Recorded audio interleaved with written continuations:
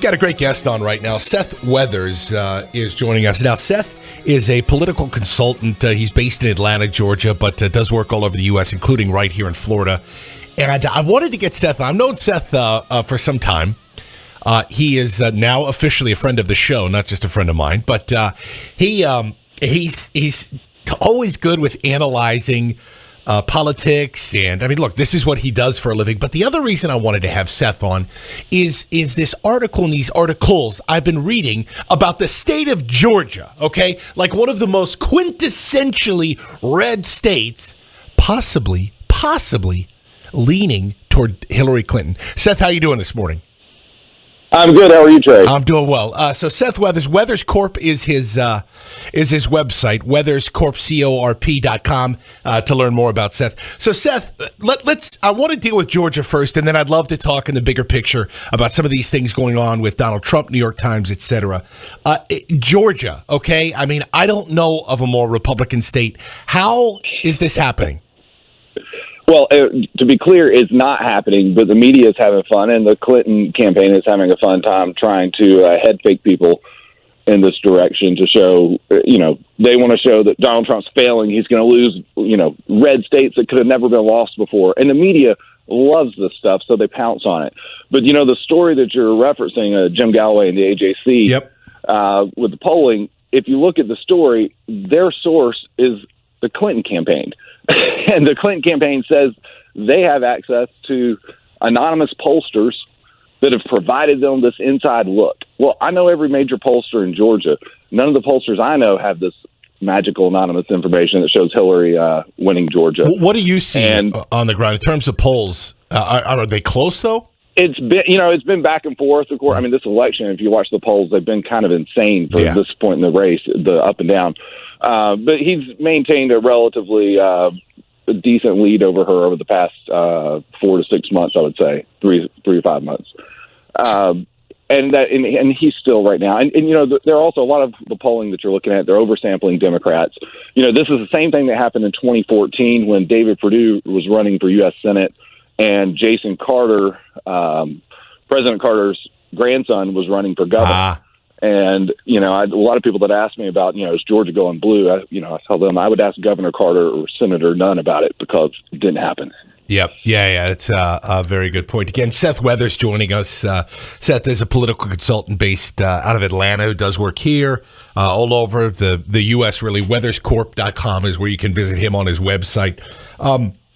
And we'll chat with Seth a little bit about Georgia politics, but just showing how, really in the big picture, how crazy this election has been. And Seth has laid out how really what campaigns will often do is they do their own polling internally, and then they'll share it with the media to skew the public opinion as much as they can. Seth, to broaden this out a little. To be fair, sometimes we make up those internal polls. That's why you call it an internal poll. You don't have to tell anyone about the facts and give them the crosstabs. You've never done that, Seth. That? Are we not supposed to say that? Oh, I would never do it. I'm a Republican. Seth, to broaden this out, given your experience of running campaigns, really across the board, you've done big, you've done small, you've done everything. In taking a look at the Trump campaign in this newest article coming out of the New York Times, first of all, what's your take on the story, and how do you handle it if you're on the Trump campaign? To be honest, as a Republican, we're always talking about the mainstream media and the unfair characteristics, the unfair attacks that we receive as Republicans from places like the New York Times. I have never seen a story, that seemed so amateurish and contrived, and then their quote-unquote, what's called a plot line with the accusations against Trump in my lifetime. I've never seen such journalistic malfeasance of them actually putting the story out there with no basis of fact to it, with something that was supposedly over 30, maybe 40 years ago in one case, that they're coming forward and alleging that they're bizarre stories. They're talking about one of these incidents happening on a commercial airline in first class. And the way she, describes it is the kind of a scene that everyone would have noticed. The other one is outside of an elevator in Trump Tower in his own building. You'd have to be freaking nuts. This is not exactly how these things typically go down. They're a little more, say Bill Clinton, they're behind the doors of the Oval Office. The stories seem contrived. They follow the narrative after the leaked audio that came out. And the way they tell their stories, they're taking bits and pieces that they heard in that audio to incorporate it into their own story to make it sound legitimate. And for a newspaper to publish something like that, this is the New York Times. Yeah. This isn't a Fort Myers paper. Oh, wait, I'm sorry. This is the New York Times. But earlier, just before we had you on, we talked about sort of the crumbling faith in institutions throughout the United States. And I brought that up in the wake of some sources with the FBI saying that they wanted Hillary Clinton prosecuted. Well, we lose faith in the Department of Justice. We lose faith in the FBI. We've lost faith in our universities across the country as liberal bastions. We lost faith in, you name it, including media. And New York Times at one time really was a sort of pillar. It was respected. Absolutely. And now, this is National Enquirer fodder. Mm-hmm. Absolutely. Yeah, did you see the New York Times cover other, Clinton stories in this way?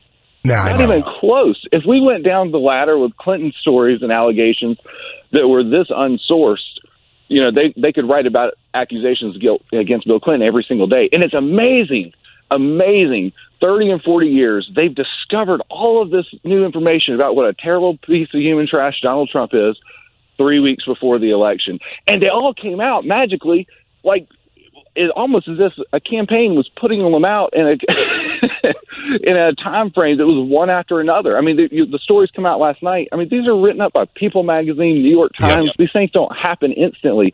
It was coordinated with the Clinton campaign. And to do that, and you've already seen from the WikiLeaks emails, the coordination is not a surprise. Hell, they're coordinating with the Department of Justice, much less the media. Yep. That's nothing. Seth Weathers joining us. Again, weatherscorp.com is the website you go to. He's a political consultant that we've got on. Last question for you to put you on the spot here, Seth. The Trump campaign, we've got, look, the guy's facing some major roadblocks. And I think, unfortunately, not only is he facing roadblocks from, obviously, Democrats, which is understood in a campaign, but a ton of the media and even Republicans themselves. What if you had Donald Trump in a room and his campaign manager, what do they need to do to win this race with 3 weeks to go? Trump has got to continue being the way he was in the debate Sunday night. I think he absolutely killed that debate. I think he killed it. He was there in Florida yesterday. He did a great job staying on topic. He's got to stay on topic with the issues. He's got to continue to just fight past, the false allegations, the nonsense from the media. And that's something that I believe this election is pivotal, especially being in the political field. If the New York Times is allowed to get away with character assassination at this extreme level, we'll never be able to win a race again, because every time the Democrats think that they're endangered, they're going to pull out the same crap and they're going to come after us. And we have to stand up now. We have to stand up to the media. We have to stand up to the establishment now to be able to overcome that, or future elections are screwed. Because if you can just make up things and put it in a newspaper with no fact, and you've got the ear of the nation, and we let that influence us, we're done. Yep. We're absolutely done. And so I think that this is pivotal in that point. And I think people are, like you said, people are fed up with the media. I've never seen so many people that just, they're starting to discount this stuff. And you were talking about it earlier in your show, what is a scandal now? I don't know. It's hard to define now. And I think you've got so many people dismissing it, and I think they're going to rise up. And, I think something else to consider is, on what I can tell, and based on looking at some things, Trump has probably 3 to 5% of people and polling, as a former congressman, there's probably 3 to 5% at a minimum of Trump supporters that cannot be polled. They haven't voted in 10 years, or they've never voted in some cases. Yep. So I think we have a cushion there that some don't realize. But the key is that's actually a very, very interesting point, that Trump has been able to bring in people into the political process who have been either just not cared about it, been uninspired, or just angry at it. Seth Weathers, weatherscorp.com is the website that you can go to. Again, the political consultant joining us today, and a fighter. Seth, thanks so much for your time this morning. Take care, Trey. Enjoyed it.